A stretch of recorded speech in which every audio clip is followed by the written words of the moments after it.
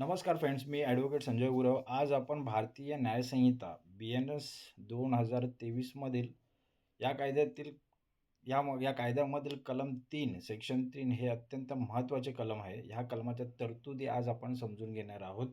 भारतीय न्यायसंहिता BNS 2023 मधील कलम 3 हे अत्यंत महत्त्वाचे कलम आहे. कारण ते गुन्ह्यासाठीची सर्वसाधारण तत्त्वे जनरल प्रिन्सिपल स्पष्ट करतं. काय करतं हे? ते गुन्ह्यासाठीचे सर्वसाधारण तत्त्वे सांगतं, स्पष्ट करतं.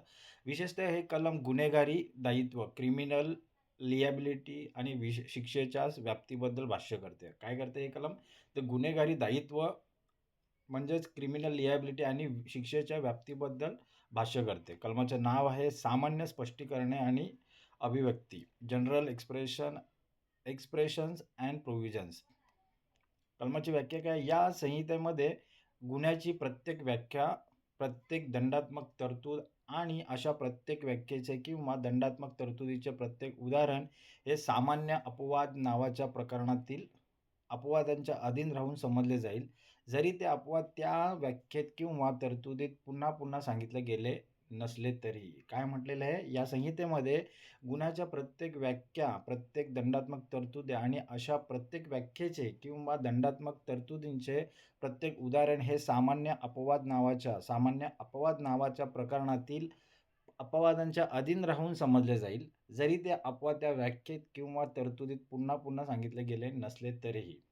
आता हे सोप्या शब्दामध्ये ही तरतूद समजून घेऊया. या कलमाचा अर्थ असा आहे की कायद्यात कुठेही चोरी, मारामारी किंवा हत्येची व्याख्या दिली असली तरी ती वाचताना सामान्य अपवाद, जनरल एक्सपेक्शन्स डोळ्यासमोर ठेवलेच पाहिजेत.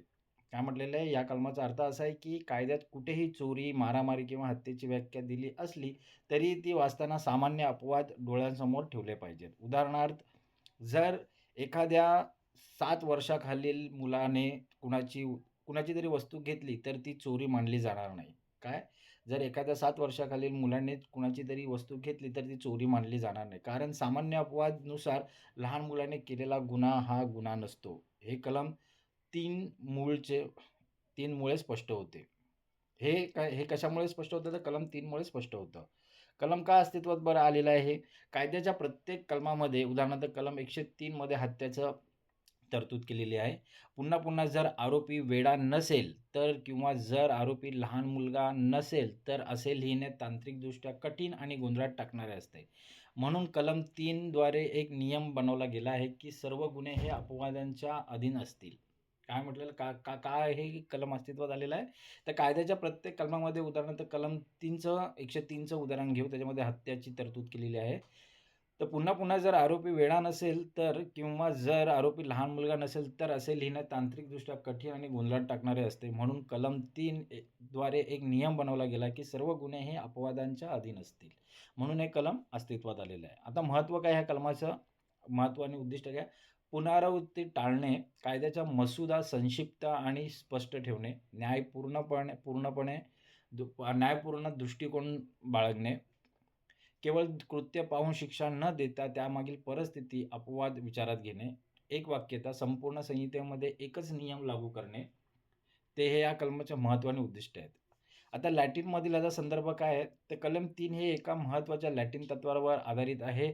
ते आहे ॲक्टस नॉन फिसिट रियम निसी मेन्स सिट रिया. याचा अर्थ काय होतो? काय म्हणाला? ॲक्टस नॉन फिसिट रियम निसी मेन्सिट रिया. याचा अर्थ असा आहे की जोपर्यंत मन दोषी नसेल तोपर्यंत केवळ कृत्य कोणालाही दोषी ठरवू शकत नाही. काय हे लॅटिनमधला हे संदर्भ?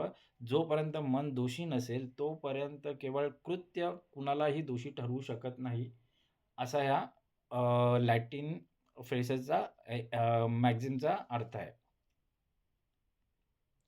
कलमाचे उल्लंघन आणि शिक्षा उपाय समजून घेऊया. कलम 3 हे मार्गदर्शक तत्त्व आहे, त्यामुळे त्याचे स्वतंत्र उल्लंघन होत नाही. मात्र जर न्यायालयाने या कलमाकडे दुर्लक्ष केले तर ती कायदेशीर चूक मानली जाईल. उपाय काय आहे त्याच्यावर? तर जर एखाद्या अपवादाखाली येणाऱ्या व्यक्तीला शिक्षा झाली असेल तर कलम 3चा आधार घेऊन उच्च न्यायालयात अपील करता येते.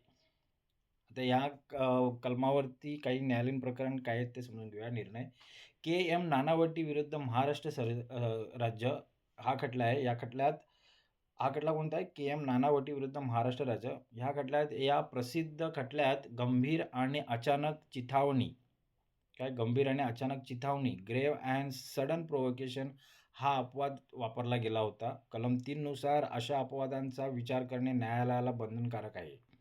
निर्णय काय दिला? तर आरोपीने जर सिद्ध केले की त्याचे कृत्य अपवादांत बसते तर त्याला दोषमुक्त केले जाते. निर्णय काय दिला? तर आरोपीने जर सिद्ध केले की त्याने जे केलेलं कृत्य आहे हे अपवादांत बसत असेल तर त्याला दोषमुक्त ठरवले जाते. आता या कलमाच्या संबंधित असलेले संविधानिक कलमे आणि इतर कायदे समजूया. संविधानातील अनुच्छेद 21 कायद्याने प्रस्थापित केलेल्या प्रक्रियेशिवाय कुणाचेही स्वतंत्र हिरावून घेता येणार नाही. कलम 3 ही ती प्रक्रिया आहे. काय म्हटलेलं आहे 21 मध्ये? कायद्याने प्रस्थापित केलेल्या प्रक्रियेशिवाय कोणाचेही स्वातंत्र्य हिरावून घेता येणार नाही. हे कलम 3 ही ती प्रक्रिया आहे. भारतीय साक्षी अधिनियम BSA अपवाद सिद्ध करण्याची जबाबदारी आरोपीवर असते. कलम 105 नुसार जुना कायदा. तर कलमाची समीक्षा कशी करता येईल? तर कलम 3 हे कायद्यातील मानवी चेहरा देते. ते यंत्रवत काम न करता आरोपीच्या परिस्थितीचा विचार करण्यास भाग पाडते. मात्र कधी-कधी गुन्हेगार अपवादांचा चुकीचा फायदा घेऊन कायद्यातून सुटण्याचा प्रयत्न करतात. हे याचे एक आव्हान आहे. कलमाची समीक्षा काय? कलम 3 हे काय आहे? तर कायद्याला मानवी चेहरा देते. ते यंत्रवत काम न करता आरोपीच्या परिस्थितीचा विचार करण्यास भाग पाडते. मात्र कधी-कधी गुन्हेगार अपवादांचा चुकीचा फायदा घेऊन कायद्यातून सुटण्याचा प्रयत्न करतात. हे या कलमाचे एक आव्हान आहे. निष्कर्ष काय आहे? तर कलम 3 हा भारतीय न्यायसंहितेचा सुरक्षा झडप आहे, सेफ्टी व्हॉल्व्ह आहे.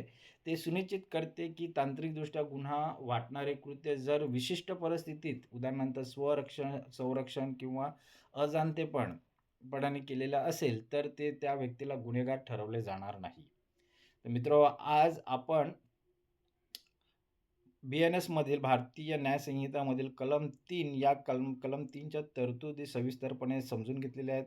हे कलम अधिक चांगल्या प्रकारे समजून घेण्यासाठी हा व्हिडिओ तुम्ही वारंवार पहा, जेणेकरून ह्या कलमाच्या तरतुदी तुम्हाला चांगल्या प्रकारे समजतील. असेच कायदेविषयक ज्ञान मिळवण्यासाठी आमचं चॅनल सबस्क्राईब करा, लाईक करा, शेअर करा आणि आपल्या प्रियजनांना, मित्रांना फॉरवर्ड करा, जेणेकरून त्यांना ही कायदेविषयक माहिती मिळेल, कायदेविषयक ज्ञान वाढेल. तर आज आपण इथेच थांबूया. धन्यवाद.